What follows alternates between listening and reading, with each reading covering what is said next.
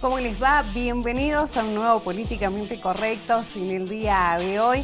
Y para recordar que este año va a ser un año muy importante para la Argentina, ya que se van a estar celebrando las elecciones PASO 2021 y posteriormente, por supuesto, las elecciones generales. Las elecciones primarias, abiertas, simultáneas y obligatorias PASO se van a estar celebrando el próximo 12 de septiembre. Este tipo de elecciones se realizan desde el año 2011, cada 2 años, y sirven para definir las listas de cada espacio político para las elecciones generales. En este año 2021, tanto en las PASO como en las elecciones generales, lo que la ciudadanía definirá es la renovación de 127 del total de 257 bancas de la Cámara de Diputados, mientras que en el Senado ocurrirá lo mismo con 24 de los 54 escaños que posee. Luego que las listas queden definidas, después de las PASO, será el turno para que se desarrollen las elecciones generales. Estas ya tienen fecha y se van a estar celebrando el próximo domingo 14 de noviembre. Vamos a hablar un poquito acerca de las PASO, de las elecciones generales, de lo que significa ir a votar. Ahora, próximamente, no hay mucho tiempo para pensar, hay que pensarlo bien, hay que elegir bien y por eso tenemos invitados en el día de hoy, profesor Marcelo Garay. Bienvenido y gracias por aceptar la invitación, Marcelo. No, gracias a vos, Eli, y a toda la audiencia que tienen aquí en el canal de General Dehesa. También me acompaña el licenciado Paulo Caracachov. Gracias, Paulo, por acercarte en el día de hoy. Gracias nuevamente por invitarme y darme la posibilidad de estar en contacto con los televidentes del espacio este. Muchas gracias por aceptarlo. Me gustaría, profesor, que comencemos hablando un poquito acerca de qué son las PASO. Lo decíamos recién un poquito sintéticamente en el comienzo del programa, pero me gustaría que lo expliques en profundidad. ¿Qué son las PASO? Las PASO es una primaria abierta, quiere decir para todo el padrón electoral, donde se intenta dar una solución a la cerrazón que tenían los partidos políticos después de la década de los 90, donde justamente la ley 26.571, que es de primarias abiertas, simultáneas, obligatorias, fue llamada también Ley de Democratización de la Participación Política. Entonces, ¿qué se intentó? Poder abrir a los partidos políticos en su interior, abrirlos hacia la sociedad y que la sociedad pueda elegir los mejores candidatos. Y también tuvo un sentido de filtro para, en un momento, yo me acuerdo, finales de la década de los 90, principio del año 2001, había una profusión de sellos partidarios y partidos que después, cuando iban a la elección general, no llegaban a veces ni al 0,2%, ya no al 1%. Entonces se decidió que como mínimo, en las primarias, todas las fuerzas políticas deben validar por lo menos una intención de voto del 1,5%, tomando todo el universo de votos afirmativos que incluye hasta el voto en blanco, por ejemplo. Sobre 100, el 1,5 sería de cada 100 votos, 1,5 votos tiene que tener un partido para poder llegar a la instancia general, que es ahora en noviembre, ¿sí? Donde ahí sí es la elección definitoria. En la práctica es una interna abierta de todos los partidos para obligarlos y permitir la participación de esos sectores internos que a veces no lo podían hacer porque, bueno, había una dinámica interna de los partidos donde se encaramaba un sector, manejaba la Junta Electoral y eso impedía a otras expresiones internas poder ser una alternativa a esa conducción. Esa fue la intención, la sana intención.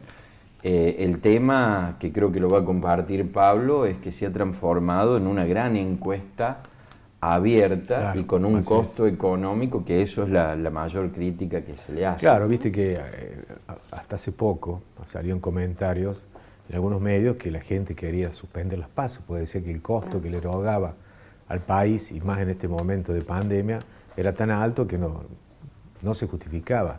Pero bueno, como dice Marcelo, realmente hay situaciones dentro de los partidos políticos que tienen que dirimirse de esa forma, porque si no quedan...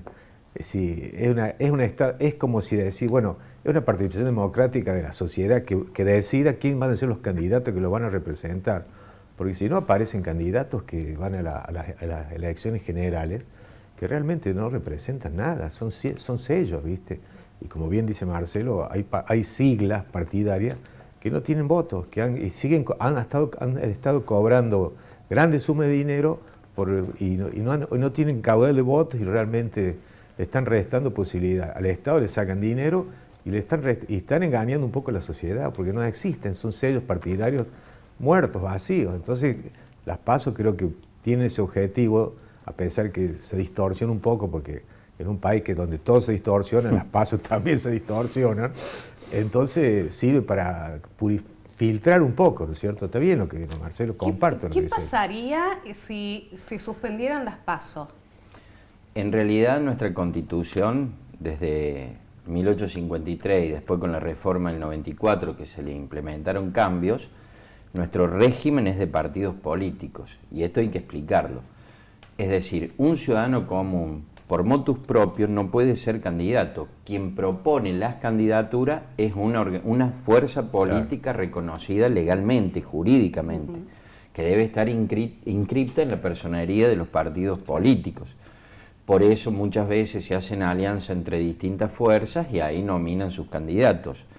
Las PASO lo que ha tratado de hacer es darle vida interna a esos partidos para que se abran o favorecer la construcción de alianzas. Por ejemplo, 20 años atrás, esto lo va a compartir también Pablo, era muy raro que la izquierda trotskista participara toda junta o la mayoría dentro de una misma espacio, para así decirlo. Cada uno iba con su sello, iba con su fracción, no importaba si sacaba el 0,2, 0,4, 2%, 3%. Hoy vemos que el FIT, por ejemplo, el espacio de izquierda hoy presenta 3 listas, creo, después lo voy a revisar, creo que son 3 o 4 listas que están compitiendo internamente, y después va a quedar una sola con sus candidatos. La que saque más votos dentro de las primarias es la que va a ser la que represente el espacio.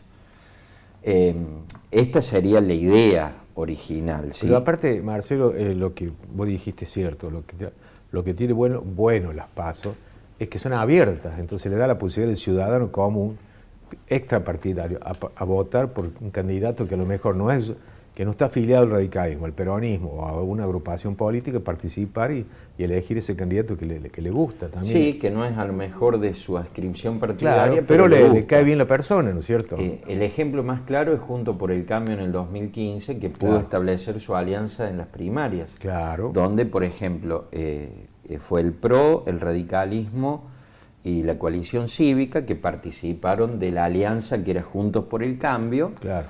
Obviamente sacó más votos el candidato que era Mauricio Macri frente a Sanz.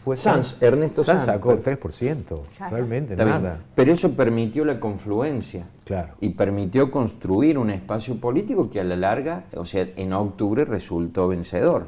Claro. ¿Sí? Entonces, todo siempre tiene cosas a favor y en contra, todo tiene ventajas y desventajas. No, lo que pasa es que hoy hay un descreimiento de la política, entonces la gente, ¿viste? Dice, bueno, ¿para qué gastar plata en las PASO? Porque como está hay parte de la sociedad que está descreída en la política y otra parte está en contra de la política por una cuestión ideológica, ¿no es cierto? Porque yo creo que tienen otro concepto de la política, lo ven de la forma un poco más autoritaria. Entonces reniegan un poco de la parte democrática que las PASO, entre todos la idea era para afianzar la democracia, ¿no es cierto?, para mejorar la democracia, porque eso, cuando estuvo la presidenta Cristina Fernández de Kirchner, se llegó a un arreglo con todos los partidos políticos. Eso no salió de la presidenta solo, salió por un proyecto general de todos los partidos, estuvieron de acuerdo en eso. Entonces, me parece que, bueno, hay algo positivo, a pesar de que hay un sector de la sociedad que reniega,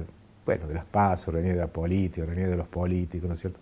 Pero bueno, ese es otro tema, ¿no es cierto? Es un tema más profundo que que ocurre en la sociedad argentina, y está ocurriendo no solo acá, está ocurriendo en Europa también. Es un fenómeno mundial totalmente. Con el avance de los sectores más de derecha, ¿no es cierto?, que reniegan de los partidos políticos, de democracia, con una ideología muy peligrosa, ¿no es cierto?, para las sociedades actuales. ¿Por qué creen que la gente está tan descreída de la política, o, para decirlo de otra manera, de los políticos? Porque en realidad la situación no es buena. Si estuviéramos, qué sé yo, en Suiza, con el estándar de vida de Suiza, eso quiero apuntar, sería diferente. O sea, ¿por qué fue derrotado Alfonsín en el 83? Él cuando entra dice: con la democracia se come, se cura y se educa. El proceso después posterior, las crisis, la deuda, todo, llevó que ese mandato no pudiera terminar, ¿no es cierto? Y por otras cuestiones que no las vamos a agregar acá. Pero yo creo que ese descreimiento es muy peligroso, porque, bueno, Pablo lo sabe bien, nosotros siempre hablamos del tema del periodo de la República de Weimar, claro, y que ese descreimiento, esa desesperanza, fue el lugar propicio para la aparición de monstruos, ¿no? Claro, hay que aclararle a la gente que la República de Weimar fue un Estado democrático que apareció posteriormente al fin de la Primera Guerra, donde renuncia el emperador, renuncia, el Kaiser renuncia por la pérdida de Alemania en la guerra, y se crea una República Democrática famosa de Weimar, que es la ciudad de Weimar, que tuvo una importancia muy grande y que, bueno, ahí parte un poco la historia, ¿no es cierto?, de lo que fue el ascenso del nazismo. Que fue claro, que fue la sopa de cultivo del Pero era una constitución democrática y muy amplia, le dio el voto a la mujer, había cosas positivas en ese momento. Pero bueno, nació en una época muy convulsa, donde un país había perdido... y con una derrota en la guerra, una crisis económica... Y un bloqueo económico de los países ganadores, que fueron salvajes, ¿no es cierto? Inglaterra, el Tratado de Versalles. El Tratado de Versalles fue terrible para Alemania, le impusieron condiciones muy duras económicamente, lo aislaron, lo bloquearon. Entonces, bueno, todo eso trajo una contrarrespuesta a la sociedad que los partidos, es lo que hablaba recién, los partidos de derecha, en momentos de grandes crisis socioeconómicas y políticas, empiezan a descreer de la política, como dice Marcelo, y el nazismo, cuando aparece, habla mal de los partidos políticos, la plutocracia, el fracaso de los políticos, corruptos, ladrones. Bueno, se crea toda esa idea entonces para que se le dé la oportunidad a la derecha y a un partido como el Nacional Socialista, que parecía que era un partidito de algunos desocupados, ahí patoteros y matones, y bueno, llegó al poder con el nazismo, ¿no? ¿Y qué pasa en la Argentina? ¿Los argentinos creemos en la política? ¿Nos interesa la política? ¿Nos interesa ir a votar? ¿Nos interesa elegir nuestros candidatos?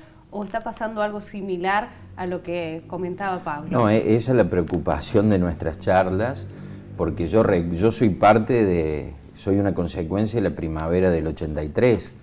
La primavera del 83 nadie dudaba de que había que votar, nadie dudaba de lo que era el sistema democrático, nadie dudaba que el peor gobierno democrático siempre era mejor que cualquier dictadura, y uno que ha quedado con ese espíritu donde el conflicto del poder se soluciona a través del voto, el que gana gobierna, el que pierde critica, pero tiene que esperar el turno hasta la próxima elección, que esa es en síntesis la base de la democracia.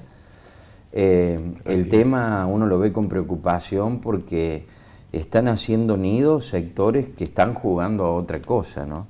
Y eso sí preocupa, porque hay una derecha democrática, uno la ve en Europa, uno lo ve incluso en sectores del Partido Republicano no trumpista, ¿no? Porque Trump es un epifenómeno de esos sectores más jodidos que nacen increíblemente en las redes sociales. ¿Sí? QAnon, 4chan, donde ahí tiene un ascenso notable el neonazismo a principios de los 90, utilizando las nuevas tecnologías, donde aprenden el uso, por ejemplo, de las fake news. Sí. Que eso ha sido terrible, porque se van cooptando auditorios ya convencidos, se habla de los convencidos para convencerlos más. Entonces es lo contrario a un espíritu democrático, porque la idea no es hablar entre convencidos, sino entre diferentes. Y ahí es donde se produce el debate. Aun cuando no se puede llegar a un acuerdo, porque no necesariamente se tiene que acordar porque siempre puede haber conflicto, porque puede haber, lo que no puede haber es violencia, lo que no puede haber es el ejercicio de negar al otro la palabra, o de sacarlo del juego político, ¿no? Como se hizo más de una vez en nuestro país. Sí, bueno, sí, la proscripción política la sufrió el radicalismo en la década infame, después la sufrió el peronismo del 55 al 73, claro. Y ni hablar en las dictaduras donde no participaba nadie más que los amigos del general de turno. Claro, y la dictadura hacía referencia a la incapacidad de los políticos para gobernar, entonces ellos decían que traían la nueva idea, el nuevo modelo de país. Cuando Onganía lo decía, eso me acuerdo, que decía que apoyado por Mariano Grondona, ¿no es cierto?, que hablaban que los políticos eran incapaces, que no eran capaces de gobernar el país, y que bueno, que había que darle lugar a un nuevo caudillo que Mariano Grondona decía que era en esa época, el Char de Gaulle argentino, lo comparaba con el Char de Gaulle argentino. Bueno, claro, las ideas que reinaban la en ese verdadera momento. morsa. Hoy tendríamos que pensar de otra manera, o al menos esa es la idea. Hacemos una breve pausa y vamos a explicarle a la gente qué se vota en las PASO, porque de eso todavía no hablamos. ¿Qué vamos a votar en las próximas elecciones? Ya volvemos.